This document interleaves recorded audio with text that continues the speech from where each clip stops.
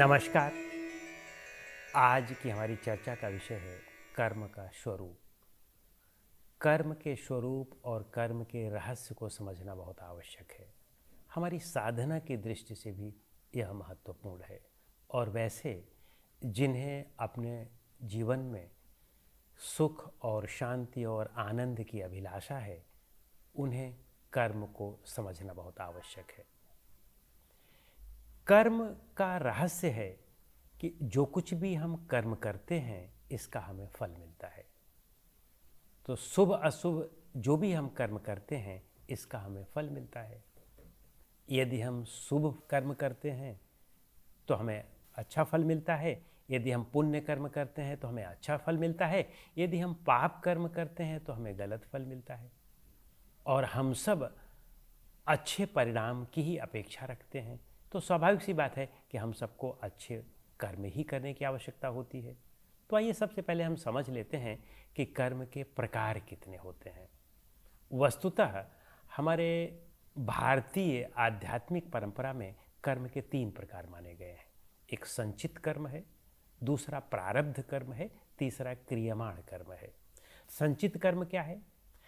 अभी तक इस मनुष्य जीवन में जितने भी हमने आज तक जीवन मनुष्य के लिए हैं, अनेकों जन्म लिए होंगे। तो कह रहे हैं कि मनुष्य जीवन में जो कुछ भी आपने शुभ अशुभ कर्म किया है, जिसका फल अभी आपको नहीं मिला है, वे सब हमारे अंतःकरण में संचित हैं, सूक्ष्म शरीर में संचित हैं। इसीलिए उनको संचित कर्म कहते हैं।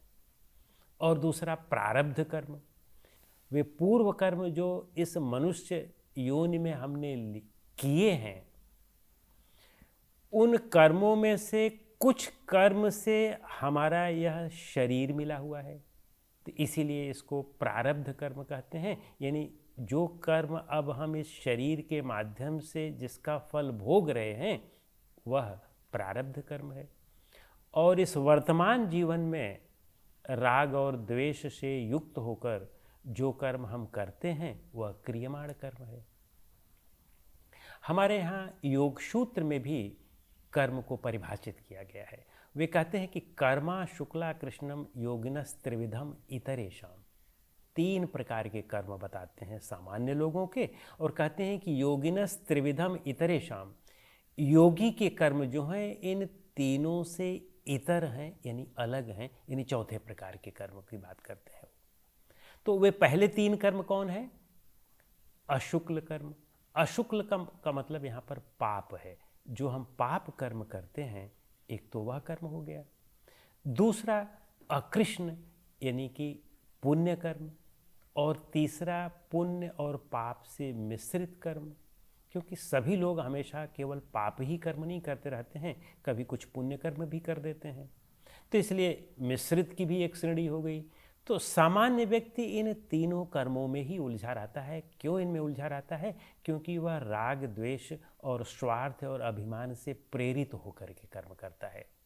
जब हम कोई भी कर्म करें और उसमें हमारा स्वार्थ हो कि हमें उसका फल ये मिलना है, और उस फल की आकांक्षा लेकर के हम कोई कर्म करते हैं, तो वह स्वार्थ कर्म होता है। और वह स्वार्थ कर्म जो है, स्वाभाविक सी बात है कि वह कर्म हमें सुख या दुख देता है। उसमें पाप और पुण्य या पाप और पुण्य मिश्रित कर्म होते हैं। तो इस तरह से ये 3 प्रकार के तो कर्म हुए कि जो स्वार्थ के वश में होकर के करते हैं, जो फल की इच्छा के वश में होकर के करते हैं। इन्हें ही गीता सकाम कर्म कहती है। और निष्काम कर्म क्या है? योगियों का कर्म क्या है? जो योग सूत्र में चौथा कर्म बताया गया है, योगिनस त्रिविधम इतरेषाम, वो इन तीनों कर्मों के परे कर्म है। तो गीता हमारी कहती है कि ज्ञानाग्नि दग्ध कर्माणम तमाहु पंडिताम बुधः। ज्ञान की अग्नि से हम उन कर्मों को दग्ध कर देते हैं, जला देते हैं। कौन से कर्म? सकाम कर्म को ज्ञान की अग्नि से जला देते हैं। ज्ञान की अग्नि से जलाने का यहाँ पर क्या मतलब है? कि जब आप स्वार्थ से प्रेरित होकर के कोई कार्य न करें, फल की इच्छा से रहित होकर के जब आप कार्य करें, निस्वार्थ भाव से आप कार्य करें, तो वह कार्य निष्काम कर्म हो जाता है। उस कार्य का संस्कार नहीं बनता है, उस कार्य की मन और वासना नहीं बनती है, और इसलिए वह कार्य निष्काम कर्म हो जाता है, योगियों का कर्म हो जाता है। तो चूंकि बिना कर्म के हम रह नहीं सकते हैं, कर्म तो शरीर का स्वभाव है, और शरीर हमारे साथ जब तक विदेह मुक्ति नहीं मिल जाती है तब तक तो लगा ही रहेगा। तो शरीर लगा है और इस शरीर के साथ कर्म लगा हुआ है, तो कर्म तो करते रहना पड़ेगा और क्रिया भी करते रहना पड़ेगा।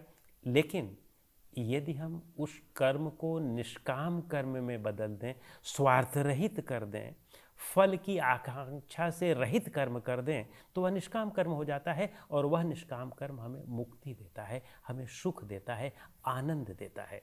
निष्काम कर्म कौन सा है, किसे हम निष्काम कर्म कहेंगे?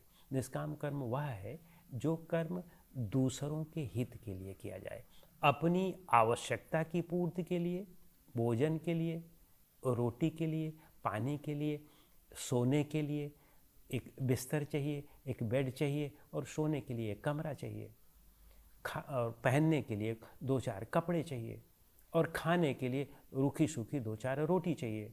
तो इस तरह से इन आवश्यकताओं की पूर्ति के लिए, और साथ में जो बाकी हमारे पास कर्म की शक्ति है, उस कर्म की शक्ति को और इच्छा शक्ति को दूसरों के सर्वभूत हिते रता है, दूसरों के हित के लिए, समाज के हित के लिए, राष्ट्र के हित के लिए, जब हम उसके लिए अपना यह कर्म जो है कर देते हैं, उसके हित के लिए अपना यह कर्म लगा देते हैं, अपने कार्य को लगा देते हैं, तो वह सर्वभूत हिते रहता है। तो कहने का मतलब कि वह कर्म निष्काम कर्म हो जाता है, और निष्काम कर्म आनंद ही आनंद देता है। स्वार्थ वाला कर्म तो सदैव दुख देता है। जब आप फल की इच्छा से संयुक्त होकर के कोई कार्य करते हैं, तो दुख के अतिरिक्त तो दूसरा और कुछ मिल ही नहीं सकता है, सदैव और सिवाय दुख मिलेगा। तो इसलिए यदि हमें अपने आप को आनंदमय जीवन जीना है और जन्म और मृत्यु के बंधन से मुक्त होना है, तब हमें निश्चित रूप से निष्काम कर्म करना है, ज्ञान की अग्नि से अपने इन सकाम कर्मों को दग्ध कर देना है। और फिर ऐसे लोग ही वास्तव में पंडित हैं, ज्ञानी हैं, समझदार हैं। पंडित लोग ऐसे लोगों को ही ज्ञानी कहते हैं। नमस्कार।